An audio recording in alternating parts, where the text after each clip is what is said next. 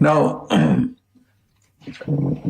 you cannot enter into the new covenant before entering into the old covenant. पुरानी वाचा में प्रवेश किए बिना आप नई वाचा में प्रवेश नहीं कर सकते हैं। And the old covenant was honor your father and mother. So पुरानी वाचा थी कि अपने माता पिता का आदर करना है। don't try to hate father and mother before you honor your father and mother. Remember, अपने माता पिता को आदर देने से पहले अपने माता पिता से नफरत करने की कोशिश मत कीजिए। the old covenant is first. ये याद कीजिए कि जो पुरानी वाचा है वो सबसे पहला आता है। And the old covenant is you honor your father and mother. And if you go to Proverbs chapter 30, अब पुरानी वाचा ये है कि अपने माता पिता का आदर करो। यदि आप नीति वचन 30वें अध्याय की ओर जाएंगे, there are some terrible curses written there वहां पे बहुत ही भयानक से श्रापों के विषय में लिखा हुआ है for people who don't speak kindly to their father or the mother, उन लोगों के लिए जो कि अपने माता पिता से करुणा पूर्वक बात नहीं करते हैं। etc. Some terrible curses. This is how the old covenant was. वहां पे भयानक से श्रापों के विषय में लिखा हुआ है। पुरानी वाचा ऐसा ही था। They were, in fact, if a rebellious son was usually taken out of the city premises and killed. और साधारण तौर पे ऐसा होता था कि जो बलवा करने वाला एक पुत्र होता है उसे शहर के बाहर लेके जाया जाता था और वहां पे मार दिया जाता था For rebelling against the father. पिता के खिलाफ बलवा करने के लिए। That was old covenant. वो था पुरानी वाचा। Respect and honor your father and mother. And all आपके माता पिता का आदर और सम्मान करो। of us know the meaning of respect and honor. हम सभी को आदर और सम्मान का मतलब पता है। Now, if you have not learned that, यदि आपने इसे सीखा नहीं है, if you have not learned to honor your earthly parents, अगर आपने अपने पृथ्वी पर के माता पिता का आदर करना सीखा नहीं है, you cannot become a disciple first, because this is the second step. तो फिर आप एक शिष्य नहीं बन सकते हैं, क्योंकि ये अगला कदम है। The same thing with wife and children. यही बात है पत्नी और बच्चों के लिए भी। The Bible says you must love your wife like Christ loved the church. Bible कहता है कि तुम्हें अपनी पत्नी से प्रेम रखना है जैसे कि मसीह ने कलीसिया से प्रेम रखा। In the new covenant. नई वाचा में। In the old covenant, there was not many commandments to put about husband-wife relationships, but पुरानी वाचा में एक पति पत्नी के रिश्ते के विषय में ज्यादा आज्ञाएं नहीं है। a man was supposed to be loyal to his wife. एक पति को अपनी पत्नी के लिए ईमानदार रहना था। He was not supposed to commit adultery. He was supposed to be faithful. उसे विश्वास योग्य बने रहना था, वो व्यभिचार नहीं कर सकता था। And there are commands in the Old Testament to bring up your children, train up your child in the way he should go. When he's old, he will not depart from it. और पुरानी वाचा में ऐसे आज्ञा दी गई थी कि लड़के को शिक्षा उसी मार्ग की दे जिसमें उसको चलना चाहिए और वह बुढ़ापे में भी उससे ना हटेगा। Number of commands in the book of Proverbs. बहुत सारी ऐसी आज्ञाएं हैं नीति वचन की किताब में। To bring up your children in the fear of God. Now, परमेश्वर के भय में अपने बच्चों को बड़ा करने के if लिए। you have not brought up your children in the fear of God यदि आपने अपने बच्चों को परमेश्वर के भय में नहीं बड़ा किया हो from childhood, उनके बचपन से ही, don't forget about the new covenant. Don't even come to this verse. तो आप नई वाचा के बारे में भूल जाइए, इस वचन तक आइए भी मत। You cannot come here. आप यहाँ आ ही नहीं सकते। The old people who have not feared God, those commands in the Old Testament, people feared God and kept them. देखिए पुरानी वाचा में जितनी भी आज्ञाएं थे वहां पे लोगों ने परमेश्वर का भय मानकर उसका आज्ञा पालन किया था। And I believe this is one of the main reasons why in practical life people never enter the blessings of the new covenant. और मुझे लगता है कि यही कारण है कि प्रायोगिक रूप से लोग जो है नई वाचा के इस आशीष में प्रवेश नहीं कर पाते हैं। The blessing of the new covenant is first of all that you can live a life of overcoming sin. नई वाचा का आशीष सबसे पहला ये है कि आप एक जयवंत जीवन जी सकते हैं। Every day. प्रतिदिन। It's not just some days of the week. ऐसा नहीं कि हफ्ते के सिर्फ कुछ ही दिन। And you can gradually increase in likeness to Christ. और आप धीरे धीरे मसीह के उस स्वरूप में बन सकते हैं। In your speech, in your character, in your behavior, and many other areas. आपके बातचीत में, आपके चरित्र में, आपके बर्ताव में, ऐसे बहुत सारे क्षेत्रों में।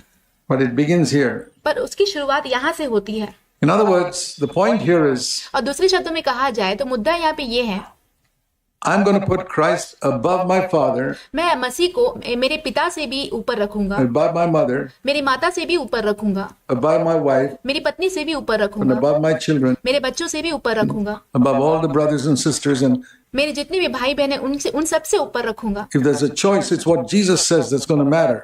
और अगर कोई चुनाव आती है तो वहां पे जो प्रभु यीशु मसीह जो कहते हैं वो वही मायने रखता है, and not what my dad says or my brother says or ऐसा नहीं कि मेरे पिता जो कहते हैं या तो फिर मेरे जो भाई जो कहते हैं वो मायने नहीं रखेगा, my wife says or या तो फिर मेरी पत्नी जो कहती husband है says. या तो पति जो कहते हैं। Now, there are a lot of people, for example, as I said, who बहुत सारे ऐसे लोग हैं, उदाहरण के तौर पे जैसे मैंने कहा don't था, want to submit to their husbands who are जो अपने पति के अधीन में नहीं रहना चाहते हैं। delighted to hear something like this. Great. ऐसे कुछ सुनने के लिए वो बहुत ही आनंदित होते हैं, I'm going to listen to Christ, not my husband. क्योंकि मैं मसीह की ही सुनूंगी, मैं अपनी पत्नी की नहीं, पति की नहीं सुनूंगी। So that's why I said you got to start with honoring your father and mother, loving your wife, loving your children, bringing them up in a godly way. इसलिए मैंने आपसे कहा था कि आपको शुरुआत जो है अपने माता पिता का आदर करते हुए, अपनी पत्नी से प्रेम करते हुए, अपने बच्चों से प्रेम करते हुए, अपने बच्चों को परमेश्वर के भय में बड़ा करते हुए शुरू करना होगा। Then you come to this, where फिर आप इसकी तरफ आते you हैं put Christ first. जहाँ पे आप मसीह को सबसे पहले स्थान पे रखते हैं। I mentioned that because there are मैं ये कहता हूँ क्योंकि people who can just come to this verse and say, yeah, I want to do that. I want to hate my father. I want to hate my mother. और ये इस वचन की ओर लोग आते हैं और कहते हैं हाँ मैं ये वचन का पालन करना चाहता हूँ, मैं अपने माता पिता से नफरत करना चाहता हूँ, I want to hate my wife. I'm already doing it in many cases. मैं अपनी पत्नी से नफरत करना चाहता हूँ और मैं ये पहले से ही कर रहा हूँ। That's not discipleship. तो ये शिष्यत्व नहीं है, That is carnality. ये सांसारिकता है। So I say that because that's what's happening in some cases. ये मैं कहता हूँ क्योंकि कुछ मामलों में ऐसा ही हो रहा है। So what does this mean? It means in practical terms that इसका मतलब क्या है? प्रायोगिक रूप से इसका मतलब ये है nobody is more important to me. मेरे लिए कोई भी ज्यादा मुख्य नहीं है। No voice is more important in my heart than the voice of Jesus Christ. यीशु मसीह की आवाज के अलावा कोई और आवाज मेरे हृदय में महत्वपूर्ण नहीं है। If the Lord tells me to do something, यदि प्रभु मुझसे कुछ करने के लिए कहते हैं, it doesn't matter if my wife objects. कोई बात नहीं अगर मेरी पत्नी उसके खिलाफ खड़ी हो, It doesn't matter if I'm willing to offend her. ये कोई बात नहीं यदि मैं उसे नाराज करने के लिए भी तैयार हूँ। I'm willing to hurt her every day of my life मेरे जीवन के हर एक दिन मैं उसे चोट पहुंचाने के लिए तैयार हूँ, if I have to obey Jesus Christ. यदि मुझे प्रभु यीशु मसीह की बात माननी हो। I'm not going to be influenced by my unconverted father tells me, मैं मेरे जो अपरिवर्तित पिता जो कहते हैं उससे प्रभावित नहीं होऊंगा, or unconverted mother tells me, या तो फिर मेरे परिवर्तित माता जो कहती है, I'm going to obey Christ. It's मैं मसीह की बात को मानने वाला हूँ। very important to take this decision ये निर्णय को लेना जो है बहुत ही महत्वपूर्ण है, because I know numerous people in India क्योंकि मैं भारत में ऐसे बहुत सारे लोगों को जानता हूँ who claim to be born again Christians who have umpteen problems in their life. जो ये दावा करते हैं कि वो नए जन्म पाए हुए विश्वासी है, परंतु उनके जीवन में बहुत सारी समस्याएं हैं, And in their married life, और उनके वैवाहिक जीवन में भी, because they don't put Christ as his voice is more important क्योंकि वो मसीह की आवाज को ज्यादा महत्वपूर्ण नहीं रखते हैं than the voice of anybody else in their life. उनके जीवन में किसी और के आवाज से बढ़कर। So before we go to the next step, you need to ask yourself, अगले कदम में जाने से पहले आपको अपने आप से ये प्रश्न करना होगा, or your children. There are people who love their children more than they love Christ. या तो फिर बच्चों की जब बात आती है, कुछ लोग ऐसे होते हैं जो कि अपने बच्चों से ज्यादा प्रेम करते हैं, मसीह से भी ज्यादा उनसे प्रेम करते हैं। That means they permit their children to do a lot of things इसका मतलब ये है कि वो अपने बच्चों को बहुत सारी चीजें करने की अनुमति देते हैं which they know that the Lord will not permit. जिसको जानते हैं कि प्रभु जो है इसकी अनुमति नहीं देंगे। For children want to watch something which is not good for them. या तो बच्चे जो है कुछ ऐसा देखना चाहते हो जो कि उनके लिए अच्छा नहीं है। If Christ is supreme, there's an answer to all those things immediately. You don't even have to think about it. यदि मसीह जो है सबसे पहले स्थान पे है तो हर एक प्रश्नों के लिए उत्तर जो है तुरंत ही मिल जाता है, आपको सोचने की भी जरूरत नहीं पड़ेगी। So this is very important as the number one condition of discipleship. तो That ये बहुत ही महत्वपूर्ण है, शिष्य बनने का सबसे पहला शर्त। no human being कोई भी मनुष्य will be more important to me than Jesus Christ. यीशु मसीह के अलावा यीशु मसीह से बढ़कर मेरे लिए नहीं होगा।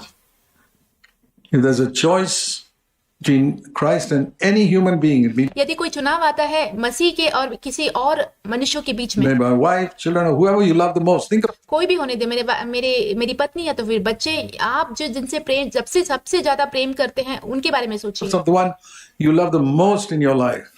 आप उनके बारे में सोचिए।